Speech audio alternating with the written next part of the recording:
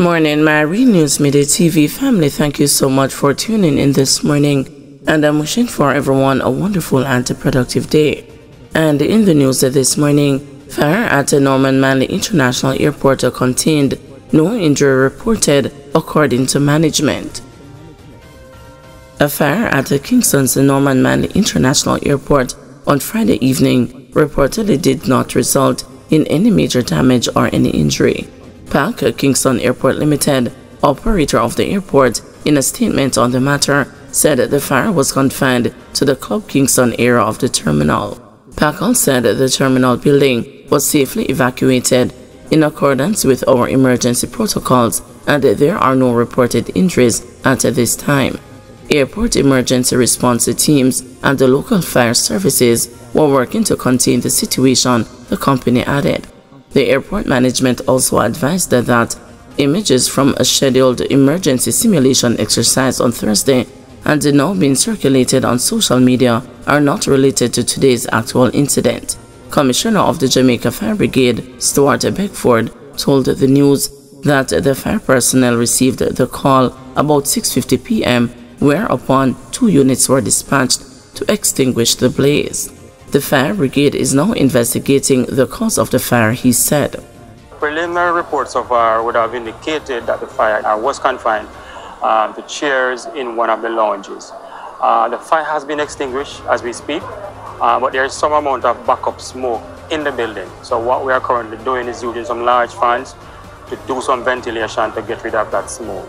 At this time, we can't say exactly what would have caused the fire, but that is under investigation. Transport Minister Darrell Vaz said as a result of the fire, the arrival of a British Airways flight en route from London has been delayed, but that it was hoped this would not be a lengthy schedule disruption. There's one flight that is still affected, British Airways, incoming flight from London, and hopefully we'll be able to land it and turn it around with a slight delay. Councillors upset after some contract workers fired from St. Catherine MC. Some members of the St. Catherine Municipal Corporation have taken a hardline stance against the dismissal of some contract workers who recently received a notice of termination at the local authority. Following a municipal corporation meeting Thursday, Chairman Norman Scott said that some council members voted against the dismissal of the workers. Mr. Scott explained that the move is part of a restructuring exercise to change the employment status of some workers from contractor to permanent. A listing was done over possibly nearly a year period. They've been going through this program, and what we do know is that we have had persons on contract from before I came here, and it continues.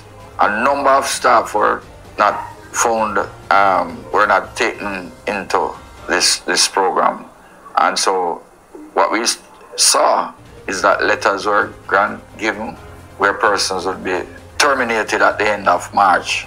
It's a number of people. I can't give you the exact amount, but a number of persons. And so we have now voted to have these letters rescinded and for the CEO to take it to HR and let us see what's the best solution.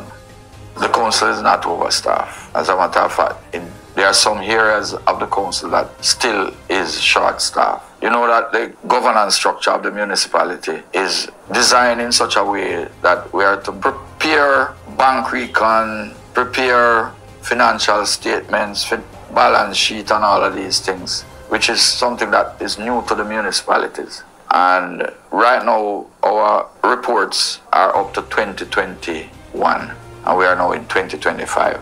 And this is because we don't have staff. Body-worn cameras needed, says a councillor, after another fatal police shooting. Councillor for the Old Harbour South Division, Dr. Kurt Wall, is calling for a thorough investigation into the latest fatal police shooting in Old Harbour Bay, St. Catherine. Friday's incident, which occurred in the community of settlement, is the third such since the start of the month. The deceased has been identified as Jamar Fothergill, also known as Zaga. A resident told the news that she heard a commotion followed by gunshots about 4 o'clock.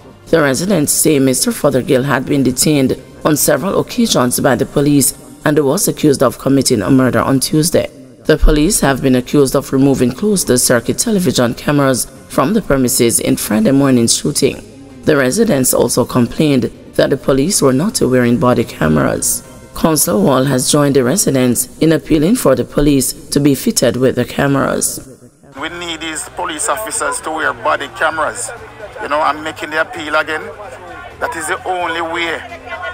That is the only way you can settle the minds of the citizens that something else other than what they think did not occur. You understand? So I'm making the appeal again.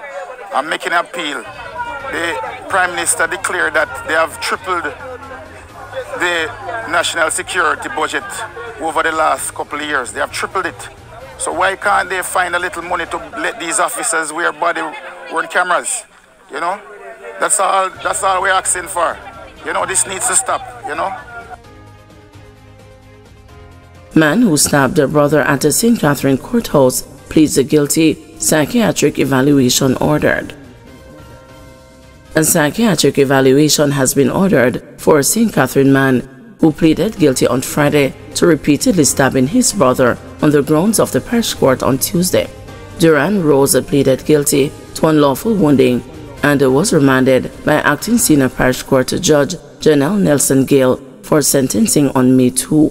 The judge also ordered a social inquiry report and directed that Rose be transferred to the St. Catherine Adult Correctional Center in the interim.